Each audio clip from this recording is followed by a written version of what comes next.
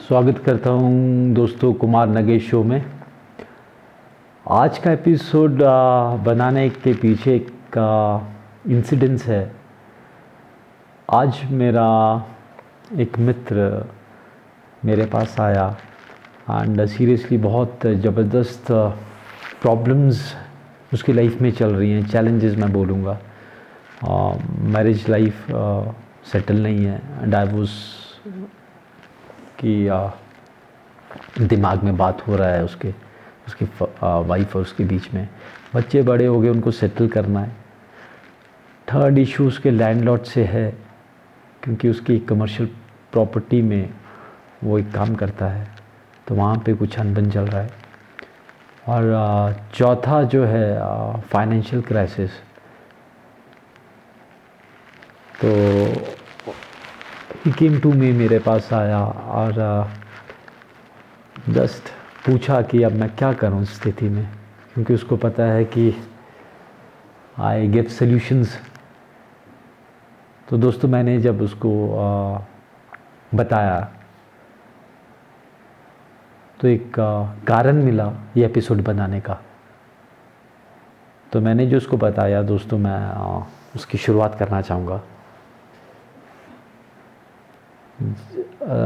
दो चीज़ें थी उस टाइम पे जो मुझे बोलनी थी उसको एकदम, कि गौतम बुद्धा की एक कहानी में गौतम बुद्धा जब किसी नगर में गए तो वहाँ पे एक औरत, उसका बच्चा मर गया, सबके मर गए थे, उसकी लाश उसको रो रही थी उसके पास, उसके शरीर को।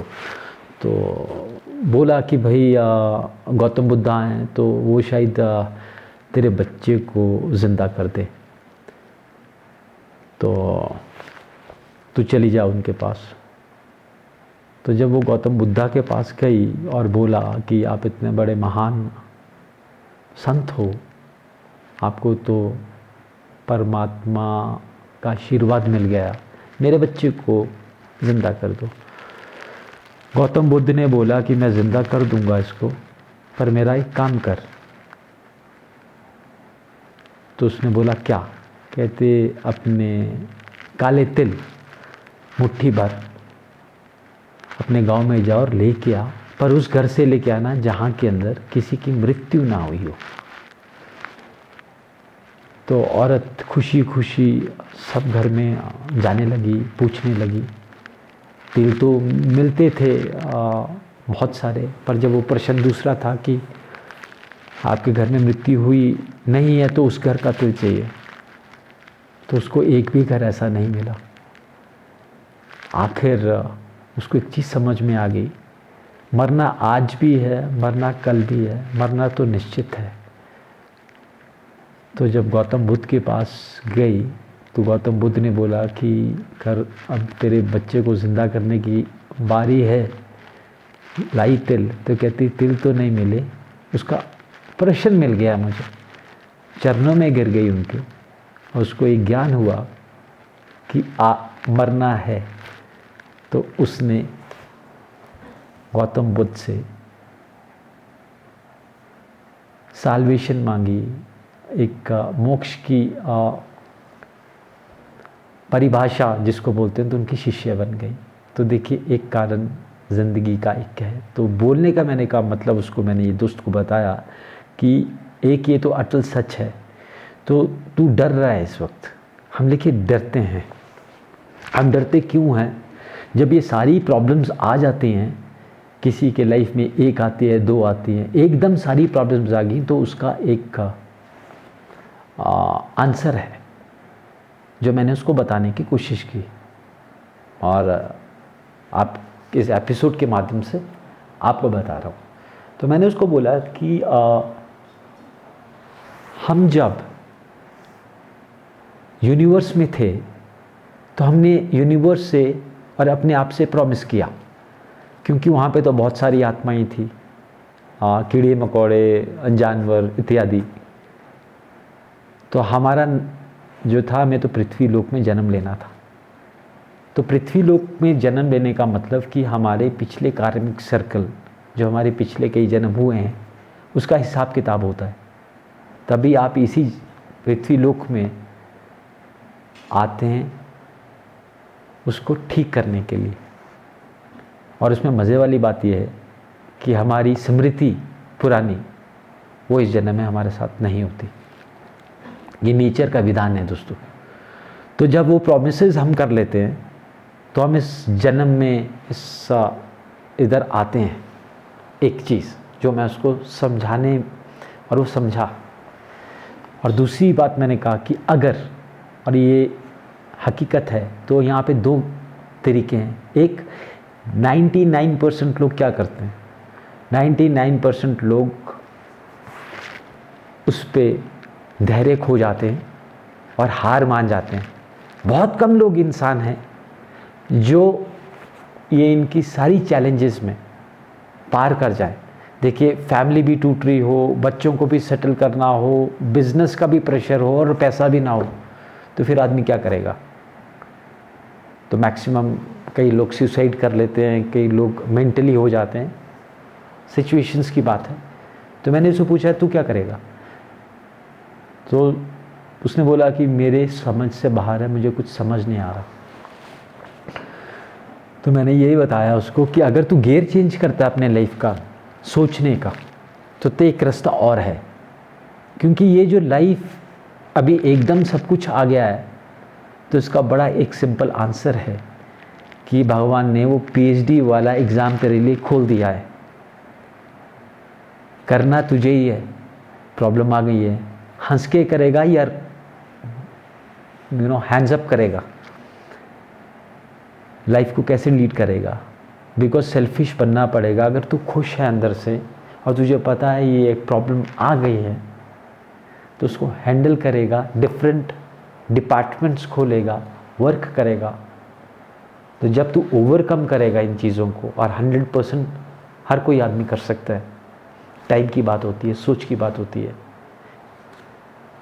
तो जब निखर के आदमी आता है तो यकीन मानिए दोस्तों, वो पिछले कार्मिक सर्कल भी पूरे हो जाते हैं। तो क्योंकि देखिए, जो हमने किया है वो लौट के वापस आना है। हम ये समझते हैं इस जन्म में कि मेरी तो कोई गलती नहीं थी, मेरे साथ भगवान ऐसा क्यों करा रहा है या कर रहा है, मेरा क्या कसूर है। यहाँ तक तो दोस्तों एक हम लोगों का बस एक क्वेश्चन होता है, and we start cursing everybody. हम लोग सबको जो है फ्रस्ट्रेशन ज़्यादा आ जाती है, काम कम होता है, और प्रॉब्लम्स होती तो वही हैं, पर वो बहुत ज़्यादा बड़ी लगने लग जाती है। तो दोस्तों, इसके अंदर मेरे हिसाब से देखिए 4 बिंदु हैं। एक तो पॉजिटिव एनर्जी, मैंने उसको बताया अपने दोस्त को, और मैं उसको उसका नाम क्यों लूँ, मतलब उसको हर बात में उसको जनरली हम बात करते हैं। तो अगर हम पॉजिटिव एनर्जी से फाइट करेंगे तो दोस्तों 101% जीत हमारी है, यकीन मानिए। तो 4 लाइफ के हमारे कैटेगरीज हैं जो मैं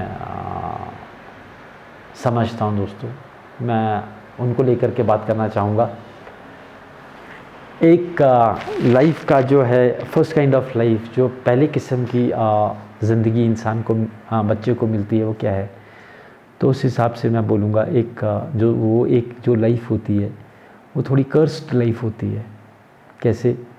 बच्चा पैदा हो गया, कुछ समय के बाद मर गया, तो वो सिर्फ भोगने आया था। बड़े इनोसेंट होते हैं ऐसे बच्चे, क्योंकि कोई भी ऐसा कर्म अपनी लाइफ का नहीं करते जो उनको करना चाहिए, तो वो उनका मोक्ष की प्राप्ति होती है, उनको नया जन्म मिलता है। कुछ ऐसे बच्चे होते हैं जो शारीरिक से तो बड़े हो जाएंगे, पर दिमाग बिल्कुल बच्चों वाला होता है, कईयों के अंग नहीं है दोस्तों। तो ये एक मेरे समझाने का एक आपको एक एग्ज़ाम्पल है। भगवान सबको सेहत दे, सबको खुशियाँ बांटे, मेरा ये मानना है। तो वो लोग बड़े बच्चे इनोसेंट होते हैं सब, ये जो आत्माएं होती हैं, क्योंकि शांत होती हैं एकदम, इनकी सेवा हो रही होती है और मैक्सिमम पेरेंट्स करते हैं इनकी सेवा। कार्मिक सर्कल कुछ ऐसा है दोस्तों, और हम लोग उनको दया से देखते हैं और हम बहुत बेवकूफ़ हैं दोस्तों। अपने को दया करनी चाहिए क्योंकि हम लोग उनके बारे में ऐसा सोचते हैं। हम लोग वो कुछ समय के लिए आए हैं क्योंकि हम भी कुछ समय के लिए आए हैं। उनका स्पैन छोटा है, थोड़ा पता होता है हमें, हमारा स्पैन हमें पता नहीं होता है, कभी भी हो सकता है, फ़र्क इतना ही है। तो उनकी लाइफ में कभी गलती नहीं होती है दोस्तों। वो अपना प्रॉमिस किया हुआ कर्म पूरा करके एक नए जीवन को प्राप्त करते हैं। दूसरा जो है द काइंड ऑफ लाइफ, वो मेरी आपकी सबकी है, 99% के लोगों की, जो प्रॉमिसेस ऊपर करके आए हैं कि अगर हमसे कोई गलती हुई है, ये हम जन्म लेंगे और इसको बिल्कुल भुगतेंगे। अगर हमने किसी को ख़राब किया या तरसाया है तो इस जन्म में हम भी ये सहने को तैयार हैं। होता क्या है दोस्तों, उसमें क्या होता है, कई बारी एग्ज़ाम्स, ये परीक्षाएं हैं, कई बारी किसी की एक आधी प्रॉब्लम होती है या 2 प्रॉब्लम होती है, और कई व्यक्तियों में एकदम एक टाइम पे सारे चैलेंजेस आ जाते हैं, जैसे मेरे दोस्त की लाइफ में भी आए। तो उसमें आदमी क्या करेगा, तो मैंने उसको बताया कि ये तेरा पीएचडी का एग्ज़ाम है, और अगर तू सिर्फ अपना गियर बदल ले, सोचने की शक्ति बदल ले, तो ये सारी प्रॉब्लम्स को धैर्यपूर्ण करके, पेशेंस ला करके इनको सॉल्व कर सकता है विद हैप्पीनेस, अपने आप खुश हो करके, और एक मान करके कि ये आज का, बिकॉज हम बोलते हैं ना कि हमारा कसूर कोई नहीं है। एक्चुअली अभी जन्म का हो ना हो, एक जन्म का तो एक सर्कल चल रहा है, तो इसको पहले मान लें क्योंकि हमारे साथ हो रहा है, हम वर्सेस ऑल दी प्रॉब्लम्स। तो हम मेन जो हैं वो कैरेक्टर हैं इसमें। तो एक एक नज़रिया सोचने का, एक आईक्यू सोचने का अलग हो सकता है, और इससे दोस्तों एनर्जी आएगी और वो ओवरकम कर सकते हैं। प्रॉब्लम्स आएंगी पर आपको फ़र्क नहीं पड़ेगा क्योंकि आप मेंटली इतने उसको समझ रहे होंगे, आप डिप्रेस नहीं होंगे उस टाइम पे।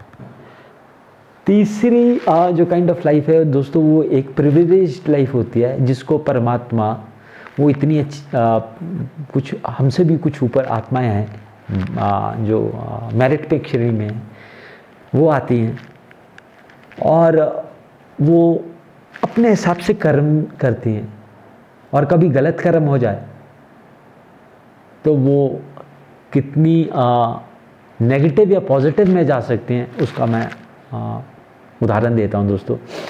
देखिए मैं Indira Gandhi, prime minister of India का उदाहरण देना चाहूँगा, क्योंकि आज ही ये मेरी कन्वर्सेशन मेरे फ्रेंड से हुई, तो मुझे इससे बेटर एग्जाम्पल अभी देने को कोई नहीं मिला। वो आयरन लेडी बोली गई, इंडिया की सिल्वर स्पून में, she is born with a silver spoon, और सबसे पावरफुल ख़ानदान में पैदा हुई, बहुत क्वालिफाइड थी, एक्सपीरियंस बहुत था, तो क्वालिफ़िकेशन उसमें थी, और बहुत बेहतरीन प्राइम मिनिस्टर बनी, बहुत अच्छे काम हुए और हिंदुस्तान काफ़ी ऊपर गया। अब कुछ काम क्या हुए उनकी लाइफ में जिन्होंने उनकी लाइफ को आगे worst to back to worst कर दिया। तो दोस्तों उसमें जब वो एक समय ऐसा आया कि जब वो प्रधानमंत्री बनना चाहती थी, पर साउथ के कुछ लीडर्स उनसे भी बड़े पावरफुल थे, तो उन्होंने काफ़ी संत महात्माओं से वो ब्लेसिंग्स लेती थी। उनमें से संत कल्पात्री महाराज भी हैं, वो शंकराचार्य के इक्विवेलेंट हैं।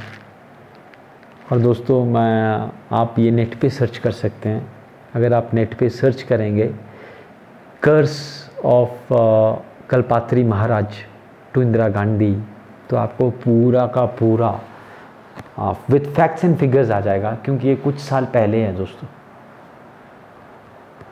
तो उन्होंने भी आशीर्वाद दिया उनको। तो कहा यह गया कि दोस्तों जब कल्पात्री महाराज जी ने उनको आशीर्वाद दिया तो कल्पात्री महाराज ने उनसे बोला कि जब आप प्रधानमंत्री बन जाएंगी तो मैं गौ हत्या के विरोध में हूँ, ये आप रोक पाएंगी? ये रोकना पड़ेगा क्योंकि आप प्रधानमंत्री हैं, बनेंगी। तो उन्होंने शायद हाँ की है, हाँ की थी उन्होंने, और वो प्रधानमंत्री बनी। तो कल्पात्री महाराज ने कुछ संतों द्वारा उनको संदेश दिया कि मैं वो जो बात हमारे बीच में है जिसके लिए आपने मेरे से आशीर्वाद लिया, तो आप कब करेंगी? तो वो सत्ता में कहते कई बार चूर हो जाता आदमी, कुछ और परिस्थिति हो जाती, वो समय निकलता रहा दोस्तों। आखिरकार कल्पात्री महाराज ने संत काफ़ी इकट्ठे थे तो उन्हें घेराव किया पार्लियामेंट का, ऐसा बोला गया। और ये प्रत्यक्ष आपको मिल जाएगा नेट पे। वहाँ पे जब गिरोह हुआ तो वहाँ गोलियां चली, कुछ साधुओं की निर्मम हत्या हुई और गौ हत्या भी हुई। तो कल्पात्री महाराज ने इंदिरा गांधी को श्राप दिया। उन्होंने बोला कि साधु की हत्या तो मैं माफ़ कर दूं, गौ हत्या माफ़ नहीं करूंगा। जिस दिन ये पार्लियामेंट में गोली चली, बहुत सारे साधु शहीद हुए, उस दिन गोपाष्टमी थी। गोपाष्टमी दोस्तों दिवाली के बाद गौ पूजन का बहुत बड़ा महत्व है हमारे सनातन धर्म में और उसको बहुत श्रद्धा से मनाया जाता है। वो उस दिन था। तो कल्पात्री महाराज ने उनको श्राप दिया कि जैसे आज निर्मम हत्या हुई है वैसे ही तेरी भी हत्या होगी और तेरे खानदान की भी ऐसे ही अंत हो, ये बोला गया। तो दोस्तों अगर मैंने ये अध्ययन किया और मैं वाकई बड़ा आश्चर्यजनक हूँ कि ये वाकई दोस्तों जब इंदिरा गांधी की मृत्यु हुई उस दिन गोपाष्टमी थी दोस्तों। जिस दिन संजय गांधी की मृत्यु हुई उस दिन गोपाष्टमी थी दोस्तों। जिस दिन राजीव गांधी जी की मृत्यु हुई उस दिन गोपाष्टमी थी दोस्तों। तो फ्री विल की आत्मा कुछ भी कर सकती है। तो वो कर्स जो हुआ वो ये डेट्स ये दिन प्रूव करते हैं दोस्तों। कार्मिक सर्कल की बात कर रहा हूँ दोस्तों। और एक बहुत बड़ी पवित्र आत्माएं होती हैं जो अपनी मर्ज़ी से इस जगह आती हैं, निस्वार्थ सेवा करती हैं और अपनी मर्ज़ी से चली जाती हैं और कई बारी जब भी चाहें वो आ सकती हैं। जैसे नीम करोली बाबा दोस्तों, नीम करोली बाबा हनुमान जी के अवतार माने गए, पूरी दुनिया उनको मानती है। फेसबुक के मालिक और एप्पल के मालिक उनके शिष्य रहे हैं दोस्तों। उनमें से एक इंसिडेंस, एक घटना मुझे बहुत प्रिय है और मैं आज आपसे शेयर करना चाहूँगा उसको। तो अमेरिकन्स जो थे, एक अमेरिकन नीम करोली बाबा को मानता था, वो इंडिया आना चाहता था उनके दर्शन के लिए। और उसका एक दोस्त जो बहुत पढ़ा लिखा था उसको भी बोला कि चलते हैं हिंदुस्तान। तो वो इन चीज़ों को मानता नहीं था, ये शक्तियों को, ये साधु संतों को। तो वो अपने दोस्त के साथ रात के समय जा रहा था सुनसान जगह में उसने तारा देखा। उसकी माता का हाल ही में देहांत हुआ था और वो बहुत याद करता था अपनी माँ को। तो वो तारे को देख कर के सोचा कि ये माँ मेरी तारा बन गई, तो उससे बात कर रहा है वो अमेरिकन। और वो दोनों चले आगे। और जब वो सुबह के टाइम पे नीम करोली बाबा के पास पहुँचे, तो जो एक उसका मित्र था, जो उनका भगत था, उन्होंने उनको शीश किया और बैठ गए। तो नीम करोली बाबा ने उनके दोस्त को, जो इन चीज़ों को मानता नहीं था, देखिए फॉरेनर्स जो हैं, ये वेस्टर्न पीपल, ये अपनी दुनिया में व्यस्त हैं। इनको जब ये हिंदुस्तान आते तब इनकी आंखें चौधिया जाती हैं और दिमाग फट जाता है, क्योंकि जब ये इतनी कार्मिक को इतनी पवित्र एनर्जीज देखते हैं इधर, तो इनको समझ में आता है कि ऐसा हो सकता है। तो नीम करोली बाबा ने उससे पूछा कि रात को माँ से बात हुई तारे के रूप में, जबकि वो उसको पता था और किसी को नहीं। उसकी आंखों से आंसू बहने लगे और वो नीम करोली बाबा के चरणों में गिर पड़ा। तब उसे समझ में आया कि देवी शक्ति होती क्या है। तो देखिए, ऐसी आत्माएं जब आती हैं तो वो संसार का भला करने के लिए आती हैं। तो दोस्तों, कहने का मतलब ये है मेरा कि अगर हम लोग डिफरेंट कैटेगरीज़ में अपने आप को अगर बांटते हैं, कोई गरीब है, कोई अमीर है, किसी के पास कोई प्रॉब्लम्स हैं, किसी के पास है, फिर हम लोग ये सारा ये देख करके फिर हम कुछ लोगों को देखते हैं जो बहुत रिच हैं, जो बहुत पावरफुल हैं, वो कुछ भी कर सकते हैं, वो बहुत कम मुट्ठी के लोग होते हैं कोई। और फिर हम लोग ऐसे भी लोग देखते हैं, नीम करोली बाबा जैसे, कल्पात्री महाराज जैसे, जो इतनी शक्ति ले कर के है। तो दोस्तों, कहने का मतलब ये है कि हम लोगों का जो ये ऊपर का प्रॉमिस है, जो हमने नेचर से लिया जब हमारे जन्म होना था, तो हम वो उसको ना याद करके हम लोग के मटेरियलिस्टिक वर्ल्ड में ये जो आज की दुनिया है, लोभ और ईर्ष्या, क्रोध, ये सब कुछ इसमें सिमट के रह गई है। और जब ये सारे प्रॉब्लम्स आती हैं, सब कुछ, या हम लोग ऐसा काम कर जाते हैं जहाँ के अंदर हमारी कई जीवन, कई पूरा जो खानदान है वो ख़राब हो सकता है। तो दोस्तों, अगर ये चीज़ समझ में आए तो एक दूसरी इंद्री खुलती है दिमाग की, जब हम ये समझते हैं कि ये प्रॉब्लम्स अगर आई हैं तो इसका कोई ना कोई कारण होगा। और भगवान ने हमें इतना सक्षम बना दिया है, क्योंकि वो प्रॉमिस शायद हम इसी जीवन में हम पूरा कर लें, क्योंकि ये तो एक सिस्टम है जो जीना और मरना चलता रहेगा और कई जन्म आगे भी होंगे।